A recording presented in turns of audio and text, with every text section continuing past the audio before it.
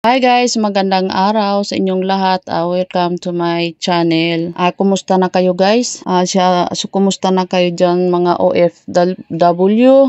Kumusta naman ang iyong mga amo-amo? Sana makasurvive kayo sa bawat isa ng iyong pamumuhay dyan.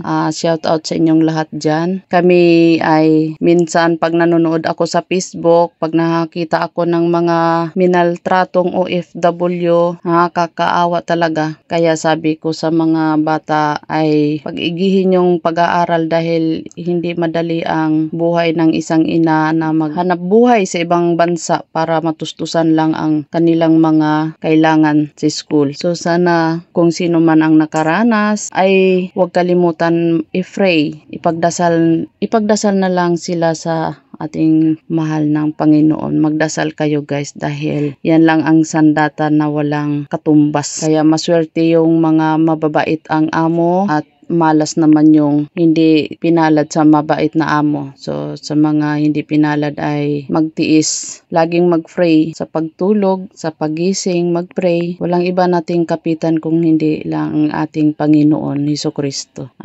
Bago nga ang lahat guys ay ang aking kapatid ay pumunta ng Sapa sa bukid. So, nung nakaraan, ang sabi niya sa akin, maraming nga daw doong dahon ng ampalaya. Nung una ay hindi siya nakakuha. Tapos, nung pagbalik niya sa sunod ng linggo, sabi ko, sa sunod mong pumunta ay magdala ka ng lagayan para makakuha ka ng dahon ng ampalaya dahil napakakunti lang dito guys. Then, lanta na binibenta pa rin nila. Mahal pa rin. Kaya sabi ko sa kapatid ko, kumuha ka doon dahil ang mahal dito. Ginugulay nga pala namin ito guys. Naggigisa lang ako ng itlog, then lagyan ng konting sabaw. Then ito na half cook lang ang pagkaluto nga pala nito para hindi talaga siya mapait. Kalimitan talaga dito guys ay gulay talaga kami. Isda, gulay, mas lamang yung isda, then pritong gulay. So ganun lang ang pamumuhay namin dito kasi pag hindi kami nagtitipid ay kapusin kami sa aming budget guys. Tapos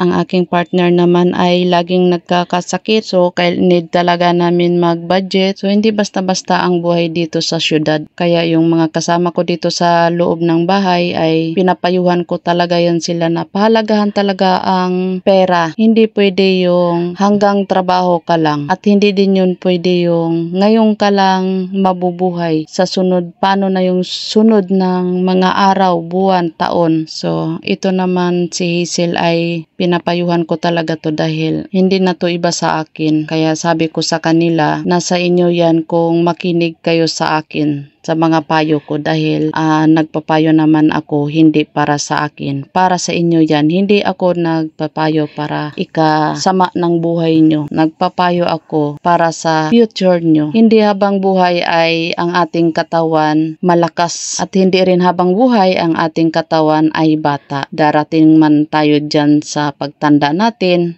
at least may sapat tayong pera na naipon para sa pagtanda natin ay mayroon tayong maasahang pera na nakaipon. Kaya yun talaga ang lagi ko sa kanya, hindi lang sa kanya, sa lahat naman dito, pinapayuhan ko talaga. Kasi guys, noon ay hindi ko din danas yung, ang pagpayo ko, hindi ko naranasan na may nagpayo sa akin na katulad ng sa pagpapayo ko dito sa mga kasama ko dito sa loob ng bahay. Wala talagang nagpapayo sa akin guys. Kaya ako, pinaranas ko sa kanila yung payo ko na para sa kanila, hindi para sa akin. Kaya nasa kanila na yan kung susundin nila ako. Kaya sabi ko sa kanila, hindi habang buhay ay magtrabaho. Kaya hindi rin pwede na magtrabaho ka na hanggang kain lang. Hindi pwede yun. Dapat ang kalahati doon ipunin mo. Kaya sabi ko sa kanila dito, pag nagtrabaho sila, nandito naman kayo, tulong-tulong kayo dito sa gastusin. Basta ang kalahati doon ay ipunin. Yan talaga ang lagi kong pinapaalala kay Hazel dahil ang karanasan din ni Hazel mahirap din, kaya kahit malayo ako, pag nawalan siya ng trabaho ay dito rin papunta sa akin. Kaya sabi ko, ayaw ko nang matigas ang ulo. Sundin nyo ako para magkaintindihan tayo dahil ayaw ko nang nagpapayo ako pasok sa tainga lusot sa kabilang tainga. Kaya ako, pag nagpapayo ako, para akong nanay ng lahat. Kaya ito si Hazel nakakaawa din dahil hindi rin maganda yung kanyang karanasan. Parang ako, pero mas malala yung sa akin. Sa totoo lang guys, ganito lang ako, pero sa mga naranasan ko ay wala pa sa kalingkingan yung mga naranasan nila. Kaya pinaparanas ko sa kanila yung payo ko na bilang isang ina para maging aware naman sila, maipasok nila sa kanilang isip na ito yung pinapayo ni mama sa akin na ganito gawin para sa bandang huli ay mayroon akong sapat na ipon dahil hindi habang buhay ay tayo ay umaasa. Kailangan mayroon talagang ipon. Kaya kay Hazel, alam kong mapanood mo ito at maririnig mo ito. Malayo ang marating mo kung ako yung susundin mo dahil pag ako ang magpapayo, 100% hindi ka masisira. Yan ang ikabuti mo sa'yo. Kaya nandito lang kami, sumusuporta sa'yo sa mga lahat ng mga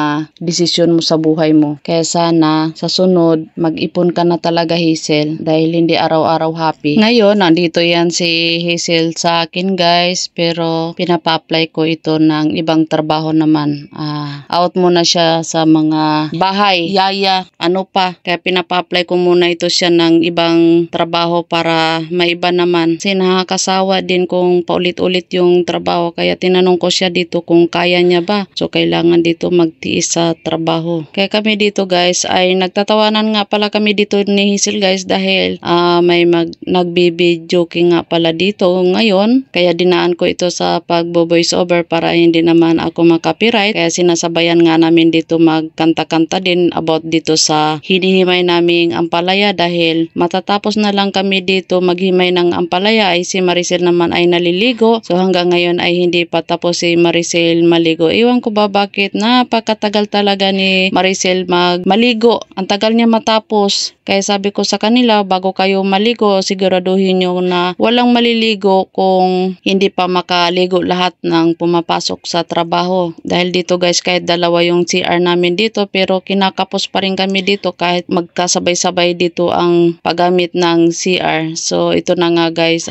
natapos na nga tayo dito sa paghimay ng ampalaya guys. Ang hirap maghimay guys dahil ang liliit ng dahon dahil native nga ito guys. Hindi ito yung tanim, hindi native ito guys. Kaya tatlo nga pala kami dito naghihimay. Iniwanan na kami ni Gia. Kaya kami na lang ni Hazel nagtuloy. So ito na nga, nakalikom kami ng isang planggana na maliit. So ito na nga guys ang nahimay namin. Kaya ito naman si Hazel ay tamang ligpit na lang niya. Pinupulot niya yung mga kalat dahil pupunta pa ito sila sa simbahan, magsimba ito guys. Kahapon nga ito guys ang video na ito. So ngayon ko lang naisipan mag voice over para maka-update naman tayo dito sa ating YouTube channel guys dahil bira nga lang ako dito makapag-post ng video guys. Sana hindi kayo magsawa magsuporta sa aking mga video at pinapanood nyo pa rin. Ayan, salamat nga pala. Ngayon pa lang magpapasalamat na ako kung tinapos mo itong video na ito guys. At dito naman guys ay kailangan ko rin ito i-balot-balutin bawat isang plastic